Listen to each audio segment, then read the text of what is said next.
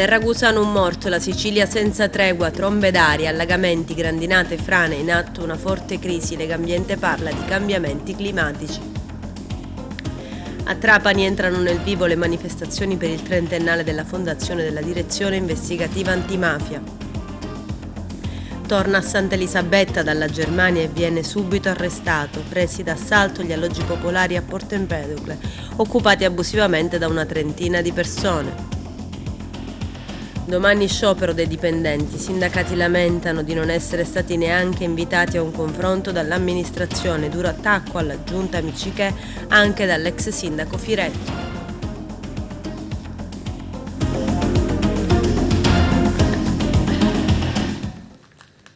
Bentrovati gentili telespettatori al nostro appuntamento con l'informazione. In apertura parliamo del maltempo in Sicilia, un morto dopo una tromba d'aria, grandinate, strade piene di ghiaccio, allagamenti, frane e tanti disagi. Vediamo. Un uomo di 53 anni è morto nella zona di Modica, in provincia di Ragusa, dopo essere stato travolto da una tromba d'aria. La vittima è Giuseppe Ricca. Era sposato e aveva un figlio, era titolare di un bar tabacchi a Modica. In base a una prima ricostruzione, l'uomo era uscito di casa perché il forte vento e la pioggia avevano danneggiato una serranda o una ringhiera. Una volta fuori è stato colpito dalla tromba d'aria. L'ondata di maltempo si rivela implacabile. Tornado anche a Sciacca, Licata, Selinunte, Bisacquino e Comiso. Tetti divelti, ingenti, i danni alle abitazioni private, ai pali della luce, ai muri di contenimento. Tantissime case sono rimaste senza energia elettrica.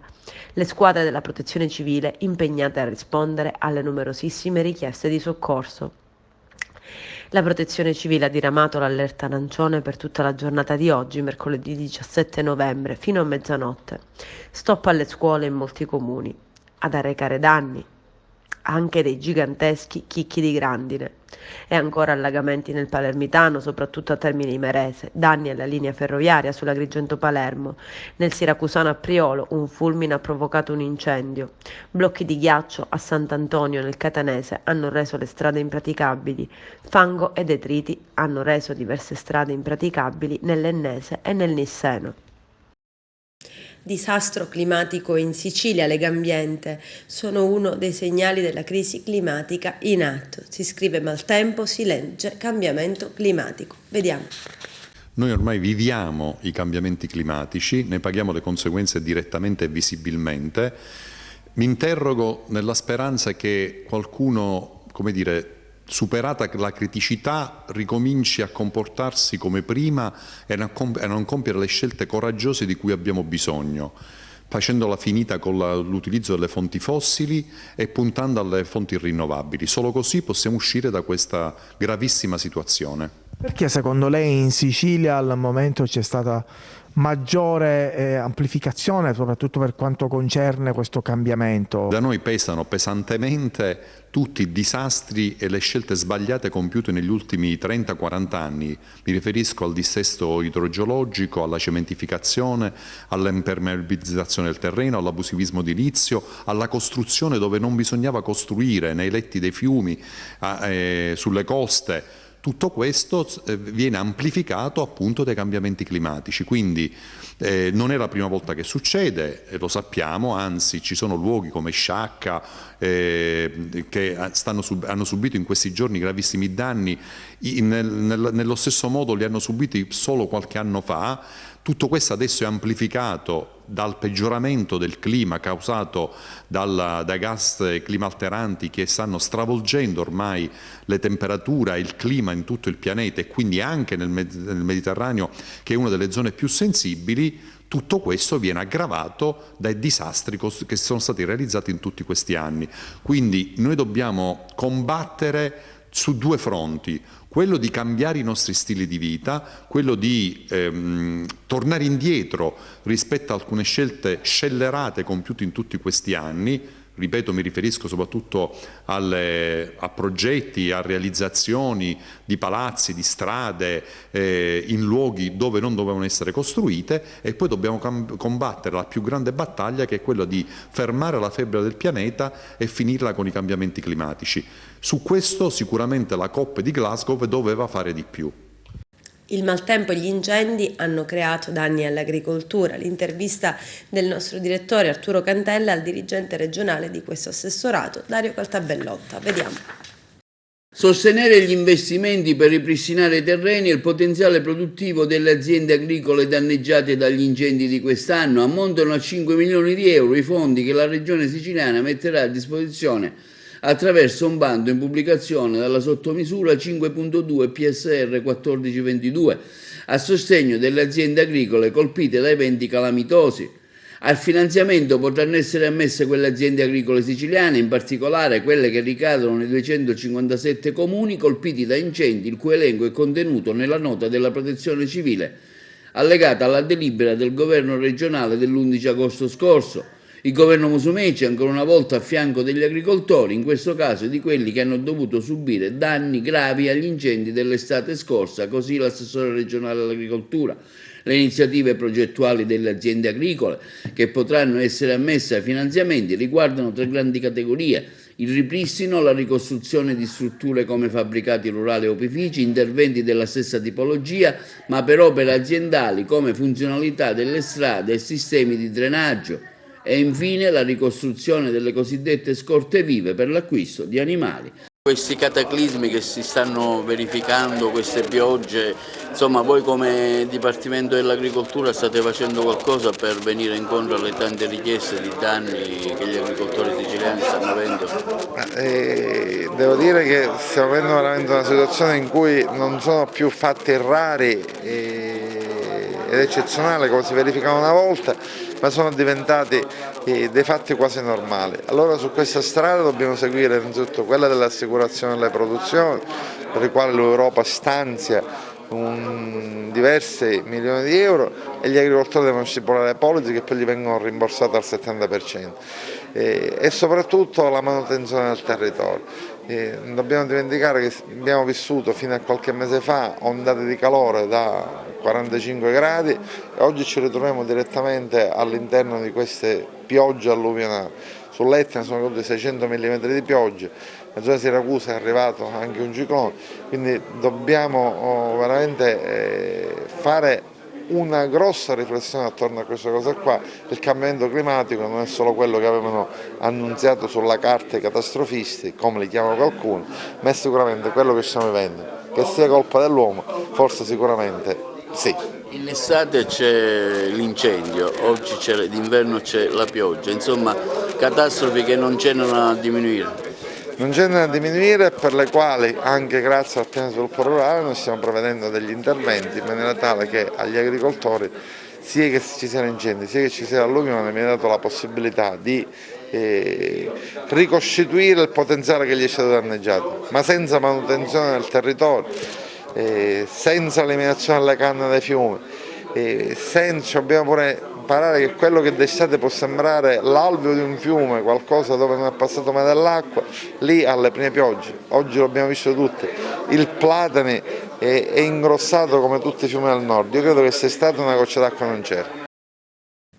La figlia di Vittoria Malaponti, la donna di 69 anni scoperta cadavere in casa ad Aidone in provincia di Enna con la testa fracassata, ha confermato di averla uccisa, forse per dissidi tra madre e figlia per un imminente ricovero della madre in una casa di riposo. La donna di 47 anni è stata arrestata. Lei ha segnalato la morte della madre. Inizialmente ha raccontato alle forze dell'ordine intervenute sul posto che la madre casalinga si fosse suicidata. I carabinieri si sono insospettiti, anche perché accanto al corpo senza vita sono stati ritrovati un batticarne e un coltello. Un primo esame del medico legale ha escluso il suicidio. Dopo gli interrogatori con i familiari della donna, la figlia ha confessato. Entrano nel vivo a Trapani i festeggiamenti, le manifestazioni per il trentennale della fondazione della DIA, la direzione investigativa antimafia ideata e ispirata dal giudice Giovanni Falcone. Per la prima volta, grazie all'intuizione del giudice assassinato a Capaci, infatti il 29 ottobre 1991 si costituiva un gruppo interforze che metteva insieme polizia, carabinieri, guardia di finanza nella lotta alla criminalità organizzata. Vediamo. Il passato lo conosciamo, a noi ci interessa una linea di demarcazione da qui in avanti. Il futuro di questi beni confiscati quale sarà? È sicuramente un futuro importante se riusciremo a far sì che i beni confiscati siano messi in una rete virtuosa e che ci consenta di poterli far gestire in maniera professionale, in maniera manageriale, in maniera tale da salvare ciò che è salvabile, da azzerare ciò che non può essere azzerato perché è soltanto una lavanderia di soldi di riciclaggio, e riuscire quindi a tirare fuori le aziende sane per poterle sviluppare e poterle rimettere nel mercato e poter consentire anche la salvaguardia dei posti di lavoro. Le associazioni del territorio hanno fatto un po' da sentinelle per fare arrivare questa voce di tutelare le aziende confiscate e farle ripartire. Vi sono arrivati questi echi? Assolutamente sì, il terzo settore, le associazioni sono fondamentali in questa battaglia, perché a loro spesso vengono affidati i beni sequestrati e poi definitivamente confiscati, sono loro che li devono far rivivere quando non vengono assegnati a enti pubblici per essere utilizzati ad esempio come caserme, come uffici dello Stato o degli enti locali. Sono loro il vero motore della rivoluzione che deve esserci nel territorio, per poter consentire che questi beni, una volta assegnati, siano fonte di lavoro, siano fonte di profitti, siano fonte di immagine di libertà dalle mafie. Una sintesi di questi 30 anni di lavoro. I 30 anni della DIA sono stati 30 anni straordinari, una corsa meravigliosa che ha portato tantissimi successi, che oggi vede dei traguardi importanti all'orizzonte, tante operazioni, tanti sequestri, più di 30 miliardi di euro di beni sequestrati alle organizzazioni mafiose in tutta Italia e anche all'estero. Adesso si aprono delle fasi nuove, si aprono delle prospettive nuove di contrasto alle mafie transnazionali, quindi di rapporti internazionali con le forze di polizia, ma soprattutto si apre la fase in cui dobbiamo trovare ancora di più un punto di raccordo con le associazioni, con i giovani, e far comprendere loro che il fenomeno mafia non è un fenomeno concluso, non è un fenomeno finito soltanto perché le mafie sparano poco o mettono poco esplosivo contro i magistrati e le forze dell'ordine. Il pericolo oggi è l'infiltrazione delle mafie nell'economia, il recovery fund, gli appalti pubblici, è lì che le mafie puntano per continuare a fare soldi e per consentire loro di poter fare il salto di qualità verso il vecchio tipo di gestione delle mafie, una mafia più violenta, a un nuovo tipo di gestione dell'economia. È ora che li dobbiamo fermare per evitare che si impossessino di parti importanti dell'economia nazionale. Il pensiero in questi 30 anni a chi va? A tutti coloro che mi hanno preceduto, a tutti coloro che hanno sofferto o sono morti per contrastare le organizzazioni mafiose, a tutti coloro, e sono tantissimi, che hanno messo il loro impegno, la loro vita professionale al servizio dello Stato per contrastare le organizzazioni mafiose.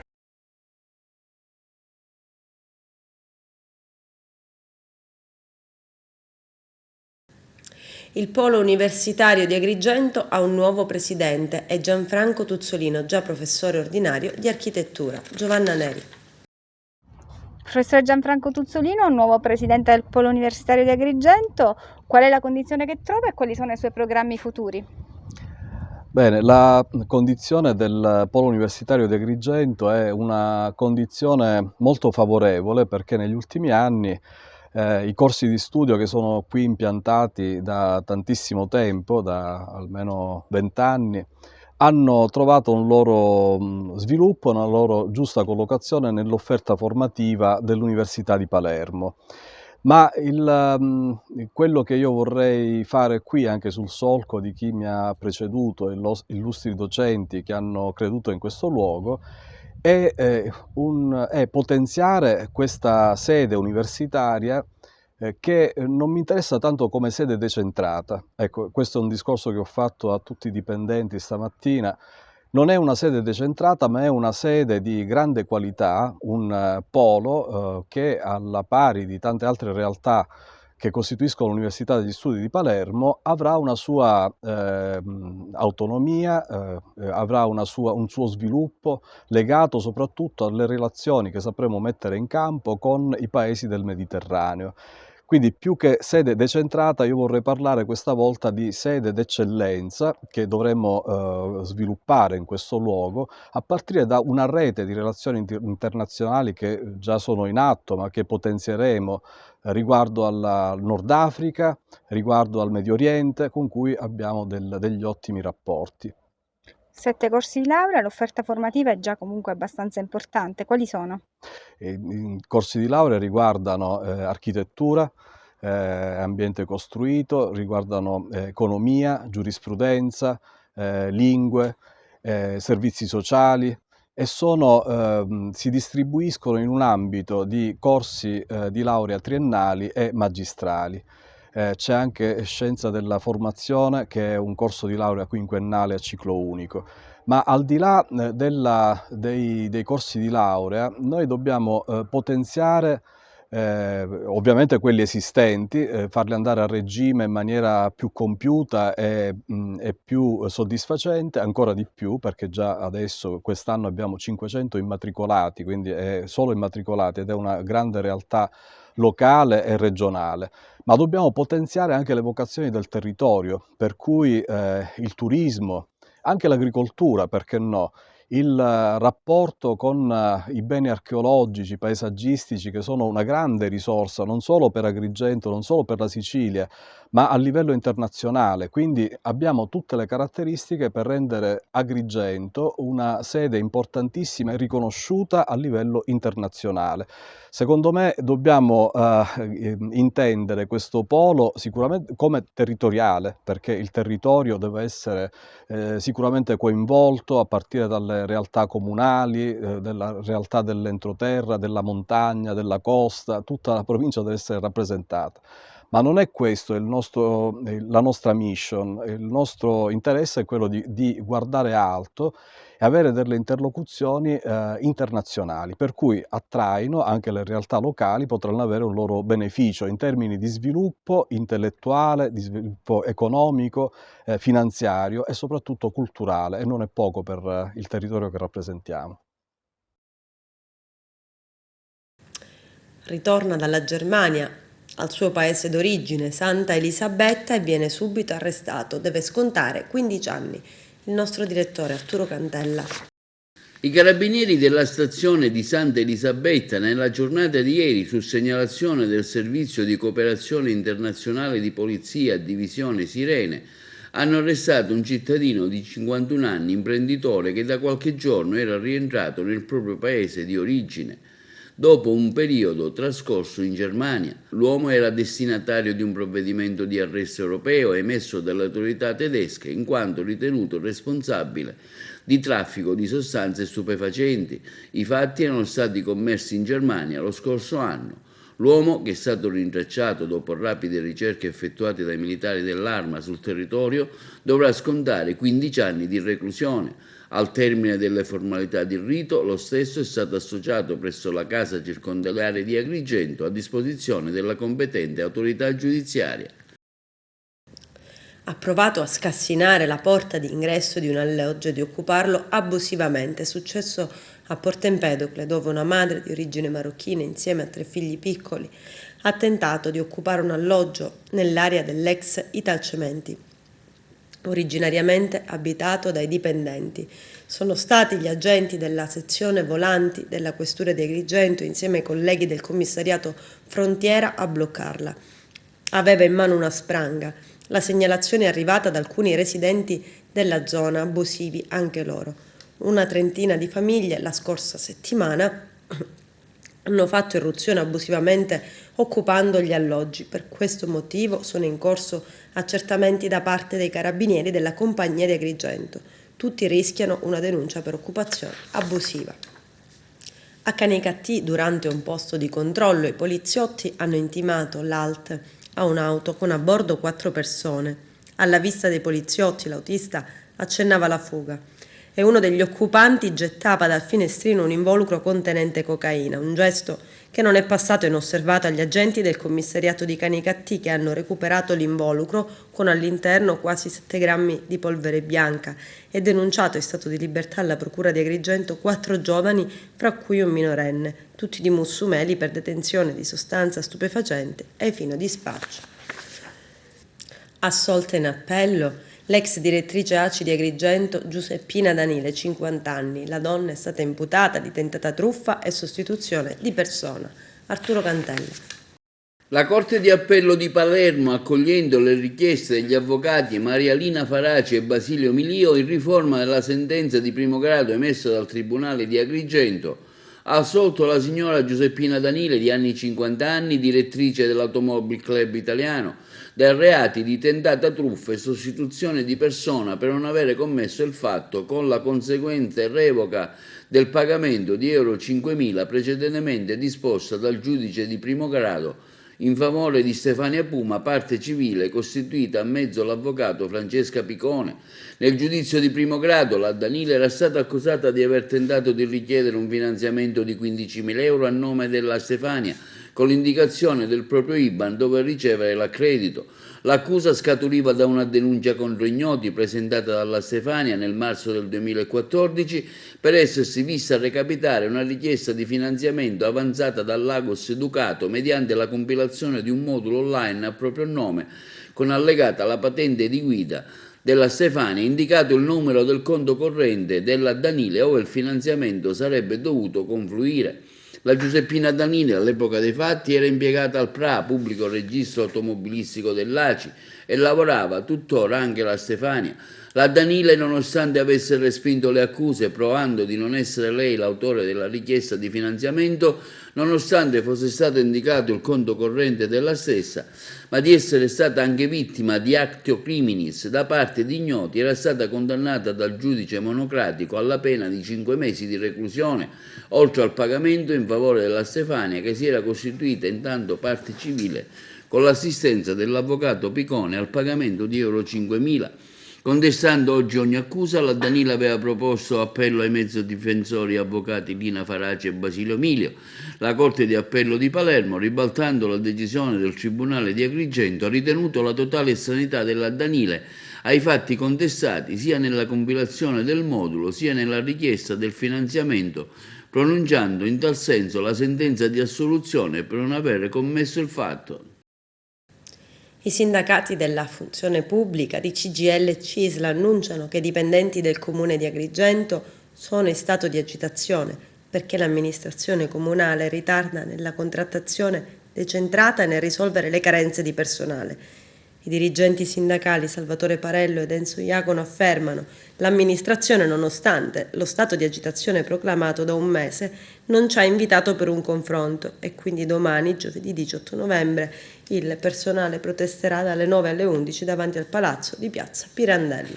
Vi do una comunicazione molto interessante. Noi cittadini di Agrigento abbiamo vinto una causa.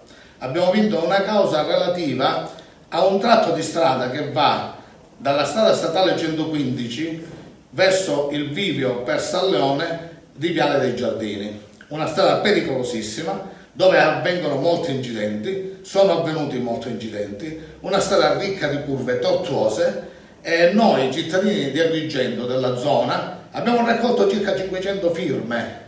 E non solo, abbiamo fatto come insieme sociale e come cittadini della zona, abitanti della zona residenti, abbiamo fatto anche delle pecche a suo tempo al commissario del libero consorzio comunale di Agrigento, il giudice dottor Di Pisa.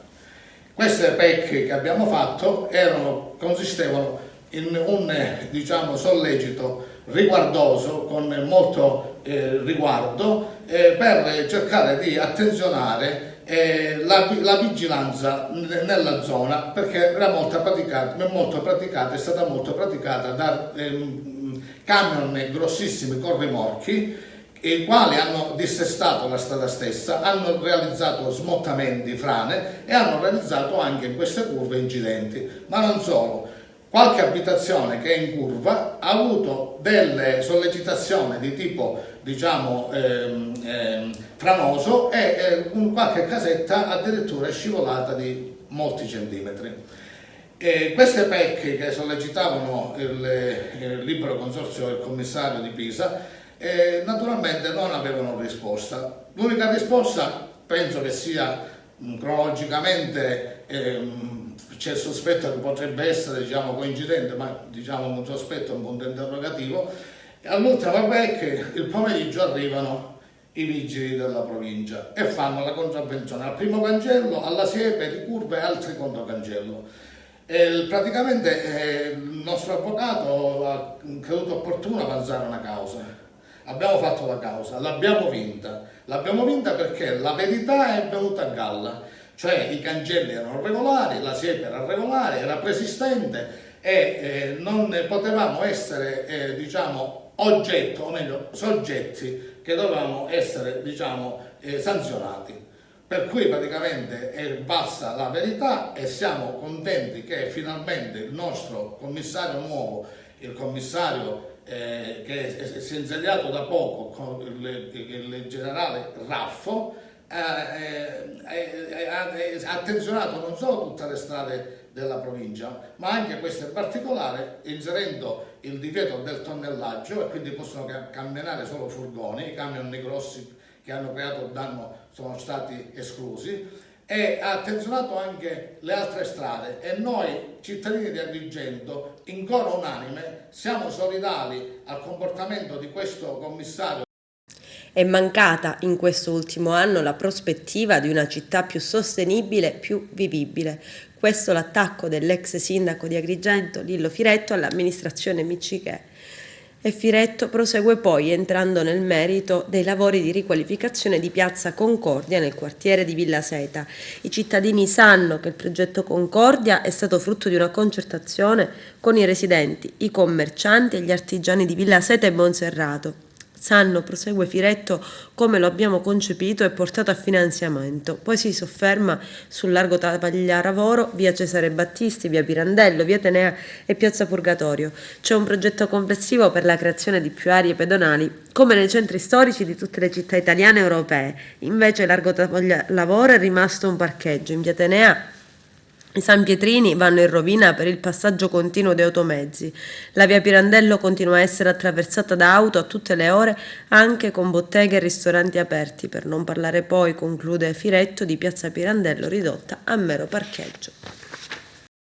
Ma in realtà la notizia è che finalmente, probabilmente quest'anno festeggeremo il Natale. Veniamo da 2 anni abbastanza complessi in cui non è stato possibile organizzare nulla, proprio per le motivazioni che tutti quanti sappiamo, quindi ci sarà una programmazione natalizia importante, ovviamente programmazione di cui vi parleranno poi diffusamente gli assessori con rispettiva delega. E io ritengo, proprio perché la mia visione di città deve essere funzionale e pragmatica, ritengo che tutta l'attività della mobilità e quindi della viabilità debba essere assolutamente ancorata a quelle che sono poi le attività natalizie, affinché tutto possa funzionare al meglio e possiamo dare finalmente alla città un Natale che sia decoroso da un lato, ma allo stesso tempo gioioso e che ci possa dare un minimo di serenità dopo 2 anni veramente complessi. A che punto siamo con il PGTU?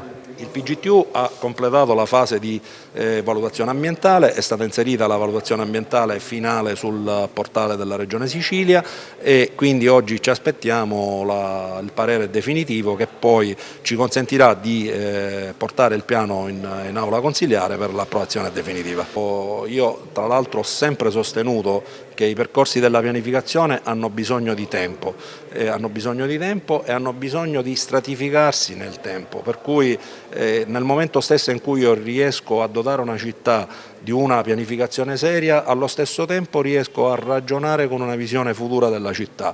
Viceversa continuiamo a fare interventi spot o comunque interventi figli della necessità del signor Alfa piuttosto che del signor Beta, senza avere una complessiva lettura del territorio comunale. Quindi io ritengo che in questo momento storico ci sono più strumenti che stanno andando in quella direzione. Voglio ricordare il piano urbano dei parcheggi, che oggi è già nella fase esecutiva, perché come sapete sono in corso i bandi per l'appalto di già 7 parcheggi di interscambio. Allo stesso tempo il PGTU dovrebbe arrivare in conclusione tra non molto, ma abbiamo anche adottato in giunta nel mese d'agosto il PUMS, il Piano Urbano della Mobilità Sostenibile, altro strumento con visione decennale, e quindi è evidente che tutto ciò deve portarci a vedere la città in maniera strutturata e strutturale, e quindi con una visione a tempo, diciamo, medio-lungo.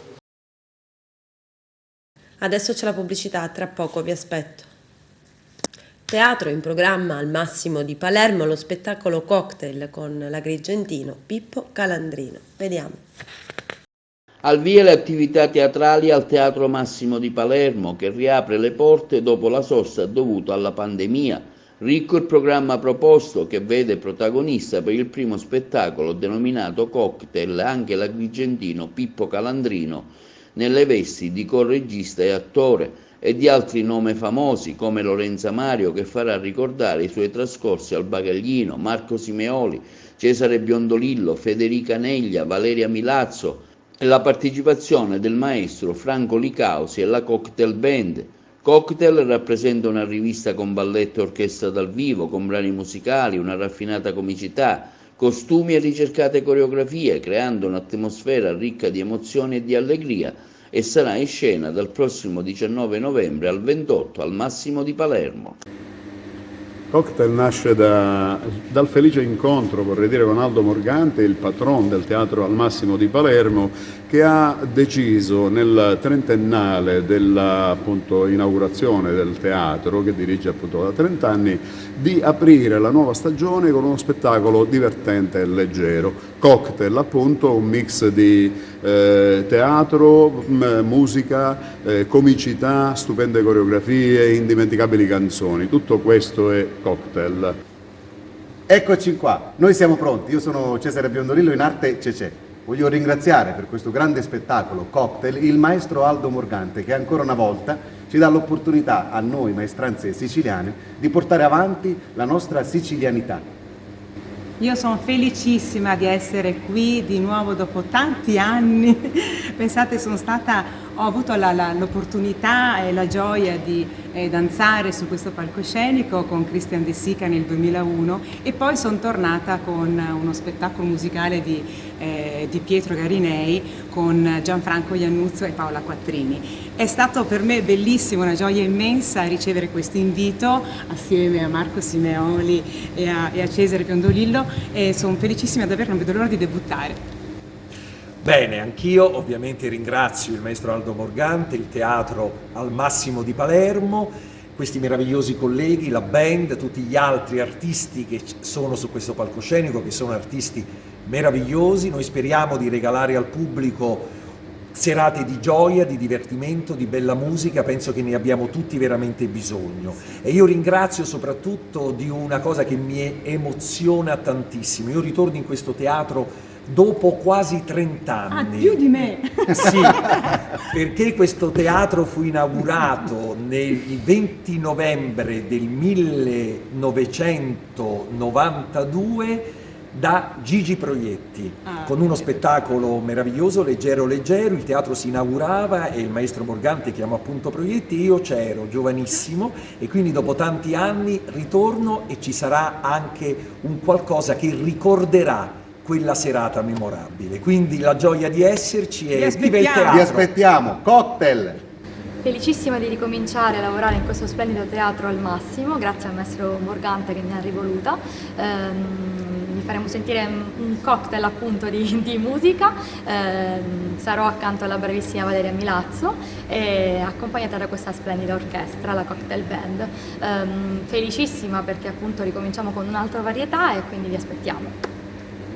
Volevo ricordare che abbiamo pensato di far rivivere con Aldo il mito del grande maestro Franco Licausi, affidando la direzione della Cocktail Band, dalla nostra orchestra, che sarà la colonna portante di tutto lo spettacolo, al figlio del maestro, a Franco Licausi Junior. In Sicilia da gennaio vini DOC muniti di contrassegni, le fascette su 100 milioni di bottiglie. Vediamo. La certificazione va fatta da noi, il vino è siciliano, e quindi abbiamo fatto una scelta importante, abbiamo rimesso in moto l'IRVO, che è l'unico ente pubblico a poter fare questo, perché è accreditato da Accredia, con questi contrassegni di Stato che accompagneranno ogni singola bottiglia. Si parla di 96 milioni di bottiglie negli ultimi 3 anni. È un lavoro egregio quello che sta facendo il Consorzio di Vini e DOC, e quindi in sinergia con la nostra visione politica istituzionale e il lavoro che sta facendo l'IRVO, abbiamo oggi garantito certificazione di qualità a garanzia dell'imprenditore che lavora e che produce e a tutela del consumatore. E dal 1° gennaio noi gestiremo anche il discorso dei contrassegni di Stato, le fascette, che danno un'ulteriore garanzia al consumatore che quando va a acquistare una bottiglia sa che è un prodotto che a monte ha avuto una certificazione. Oggi più del 50% del vino siciliano è DOC, quindi origine controllata, vuol dire sicuramente sicurezza e certezza per il consumatore, ma anche valorizzazione della produzione per chi lavora in vigna tutti i giorni e chi porta sul mercato il vino siciliano. La giornata dell'albero è ormai istituzionalizzata dal 2013 con legge nazionale, con la legge 10, che di fatto sostituisce una vecchia norma già del Regno d'Italia, la 3265, che aveva una giornata analoga. Con questa giornata della festa dell'albero ovviamente noi vogliamo invitare tutta la popolazione, soprattutto i ragazzi, a mettere a dimora insieme a noi un albero nei vari eventi che con i comuni della provincia stiamo organizzando, approfittando del fatto che il 21 sarà domenica e quindi in prossimità della loro stessa abitazione nei comuni vari. Che i bambini, soprattutto i bambini, portano per sempre questa esperienza nella loro memoria, quindi si può festeggiare qualche giorno prima e qualche giorno dopo. Ma questo senza dubbio sì, noi infatti anche venerdì, sabato, lunedì con alcune scolaresche faremo degli eventi collegati alla giornata dell'albero e su questo, in questa indicazione posso soltanto ricordare quanto sia importante per i ragazzi mettere a dimora gli alberi come noi facciamo in queste edizioni, perché è un'esperienza che resta veramente nella loro testa, nel loro vissuto, un rispetto per l'albero stesso da non sottovalutare. L'evento più significativo che noi andremo a fare in questa giornata del 21 luglio è a Castel di Lucio, che è stato il territorio comunale maggiormente aggredito dagli incendi. Parliamo di oltre 2000 ettari di terreno percorsi da incendio, dove faremo l'evento più significativo di questa festa degli alberi per la provincia di Messina. Calcio Serie D, 11ª giornata di campionato. Cittanuova, Licata finisce 4-1. Vediamo.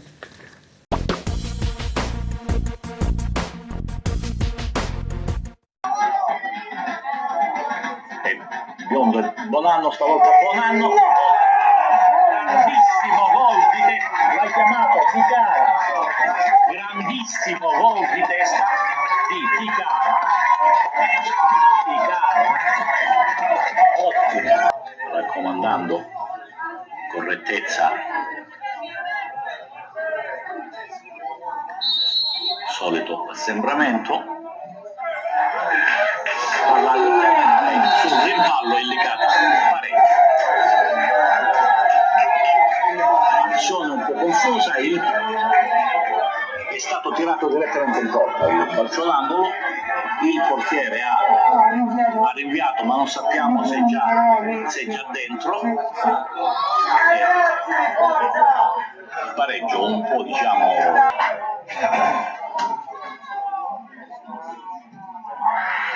centro, traversa e poi miracolo di fallo in attacco dei giocatori del Licata. Avevamo visto bene ancora su un angolo, ancora l'aria, scambio tra Currò e palla che colpisce il secondo palo. ancora un tiro fortunoso dell'Icata, ma non chiamiamolo bel gol, questo è un cross. non è un bel gol, è un cross che è andato a finire sul secondo palo. Bruno sembrava in grado di intervenire, invece una traiettoria beffato il cittadino. È messa lunga, Ficara di testa, Candiano ottimamente per Samaché, vediamo, fallo su Samaché, rosso, fallo da ultimo uomo secondo l'arbitro per Formia. Candiano e la mette dentro al 7. Si era visto l'atteggiamento, la postura, peccato per il questa volta dimostrando non molto sportivo, almeno oggi.